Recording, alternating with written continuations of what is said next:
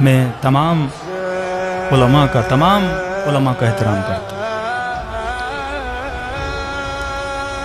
لیکن اگر کوئی اصل شیعت کا انکار کرے، ہماری جو اصول ہیں، شیعہ انبیاء کو معصوم مانتے ہیں، ہمارا عقیدہ ہے نبی کبھی بھی گناہ نہیں کر سکتا، لیکن ایک لاہور کے عالم دین ہے، میں احترام کرتا ہوں، جب آپ تقریروں میں یہ بولیں گے کہ حضرت آدم نے گناہ کیا، یہ وہی وہابیت والی بات ہے۔ جب آپ نماز عید کے خطبوں میں یہ بولیں گے کہ قرآن میں صراحتاً حکم ہے کہ نماز جمعہ واجب ہے، اور یہ مراجع کیوں کہہ رہے ہیں کہ نماز جمعہ اختیاری ہے، یہ اٹیک مرجعیت پر ہے۔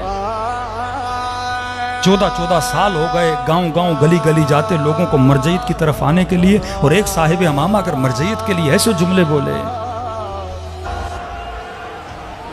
اور پھر ایک مذاقاً جوک بولا جائے کہ ایک ٹیچر کلاس کو چھوڑ کے چلا جائے اور جسے مانیٹر بنا کے جائے، اور اسٹوڈنٹس کو وہ یہ بولے جھوٹ میں کہ آج چھٹی ہے، سارے اسٹوڈنٹ نکل جائیں، اور بعد میں ٹیچر کو پتہ لگے جس نے یہ بولا اسے بھی سزا دے گا، جو بھاگ گئے اسے بھی سزا دے گا، بولے کہ آج کے مراجع کا حال یہ ہے، الیاذ باللہ، کہ امام زمانہ نے ان کو مانیٹر بنایا اور انہوں نے جمعے کی چھٹی کرا دی۔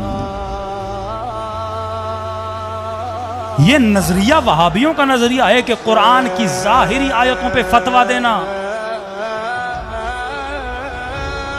ہاں ایک حل ہے کہ آپ مرجعیت کا اعلان کریں پاکستان میں، بولیں میں مرجع ہوں، میں مجتہد ہوں، میرا فتویٰ ہے کہ جمعہ واجب ہے، پھر کوئی مسئلہ نہیں ہے، آپ کے مقلد جمعہ پڑھیں گے۔ آغا فاضل کے نزدیک شاید سر پانی میں جائے تو مثلا روزہ باطل نہیں ہوتا، یہ تھوڑی آغا فاضل آغا بہجت پہ تنقید کریں، آغا خامنئی پہ تنقید کریں، اس سے مرجعیت ختم ہو جاتی ہے۔ میں اگر مرجع نہیں ہوں، اگر میں نے مرجعیت کا اعلان نہیں کیا، مجھے حق نہیں ہے میں کسی مجتہد کی فتویٰ پہ تنقید کروں۔ ظواہر آیات قرآن پہ اگر حکم دینا ہوتا تو قرآن میں صریحتاً لکھا ہے، ابا حضرت آزر کو حضرت ابراہیم کا باپ بتایا گیا ہے، اور خدا کہتا ہے وہ کافر تھا، پھر آپ بھی مانو حضرت ابراہیم کے والد کافر تھے اگر ظواہر پہ حکم کرنا ہے۔ خدا کہتا ہے جو یہاں اندھا ہے وہ وہاں اندھا ہے، پھر بولو کہ جو یہاں اندھا ہے وہ وہاں اندھا ہے، ظاہر پہ حکم کرو۔ خدا کہتا ہے ید اللہ فوق ایدیہم، میرا ہاتھ ان کے ہاتھ کے اوپر ہے، پھر حکم دو۔ سینکڑوں احادیث ہیں چھٹے امام کے زمانے میں کہ امام نے لعنت بھیجی ان لوگوں پر جو جمعہ پڑھنے جا رہے ہیں۔ بعض ہمارے غالی غلات شیعہ جو بے وقوف ہیں وہ اس حدیث سے کیا سمجھتے ہیں کہ آج کے زمانے میں جمعہ پڑھنا حرام ہے، بعض پھر یہ نتیجہ نکالتے ہیں۔ بنو عباس اور بنو امیہ کے زمانے میں جو جمعہ پڑھنے جاتے تھے، بنو عباس اور بنو امیہ نے اپنے مولوی مسجدوں میں لگائے تھے، ان کے پیچھے امام نے فرمایا جمعہ پڑھنا منع ہے۔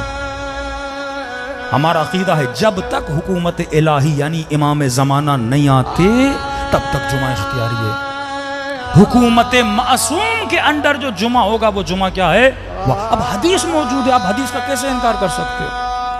اور آپ لطیفے پڑھو، مراجع کا مذاق اڑاؤ۔ چلو آپ نے ایک لطیفہ پڑھا ہے، ایک آج میں بھی سنا دیتا ہوں۔ کہتے ہیں رسول خدا اپنے اصحاب کے ساتھ گئے، ظہر کی نماز پڑھی، یہ حدیث ہے اہل سنت کی کتب میں، شیعہ میں، دونوں میں موجود ہے۔ نماز ظہر کی نماز پڑھی، نماز پڑھنے کے بعد انہوں نے اونٹ کا گوشت کھایا۔ اب وقت ہونے والا تھا نماز عصر کا۔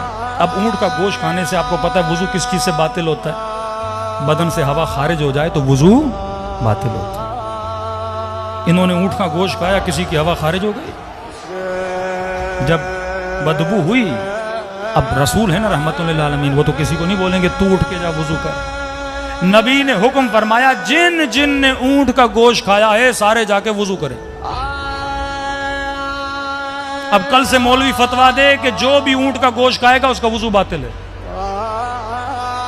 حکمت ہوتی ہے کون سا حکم کس جگہ پہ کس لیے دیا گیا ہے، یہی حکمت بعض شیعوں میں نہیں ہے۔ بعض جمعے کو حرام سمجھتے ہیں اور بعض نے کہہ دیا کہ جمعہ واجب ہے۔